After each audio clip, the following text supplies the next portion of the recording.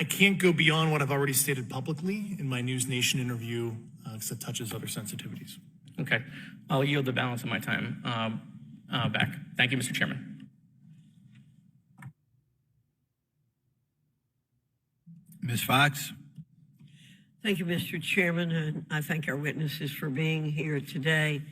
Mr. Garouche, in your sworn testimony, you state that the United States government has retrieved supposedly extraterrestrial spacecraft and other UAP-related artifacts. You go so far as to state that the U.S. is in possession of, quote, non-human spacecraft, end quote, and that some of these artifacts have circulated with defense contractors.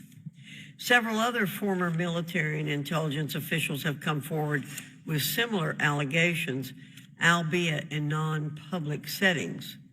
However, Dr. Sean Kirkpatrick, the director of AARO, previously testified before Congress that there has been, and I quote, no credible evidence thus far of extraterrestrial activity or of, quote, off-world technology brought to the attention of the office.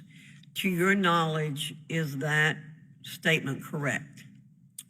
It's not accurate. I believe Dr. Kirkpatrick mentioned he had about 30 individuals that have come to Aero thus far. A few of those individuals have also come to Aero that I also interviewed, okay, and I know what they provided Dr. Kirkpatrick and their team. Okay. I was able to evaluate okay, that information. I need to go on. Sure. But my understanding that his statement is accurate, came from a direct quote. And this contradiction is a perfect example of why we need to inject transparency into our government. And for another example, look no further than the pitiful response to the Chinese spy balloon debacle earlier this year. You may remember the mass confusion that ensued when the balloon was first spotted over Montana, 4 days after it first entered U.S. airspace over Alaska. The Biden administration's initial inability to address the object grew into a continuous series of embarrassments. After news of the balloon reached the mainstream media, we were assured that the balloon posed no threat to our security. However, after the balloon was allowed to transit the entire continental United States, fighter jets were scrambled off the coast of South Carolina to shoot it down. This flip-flopping and obfuscation caused needless confusion, fear, and panic across the country. It's my hope, Mr. Chairman, that this sort of confusion will not be repeated.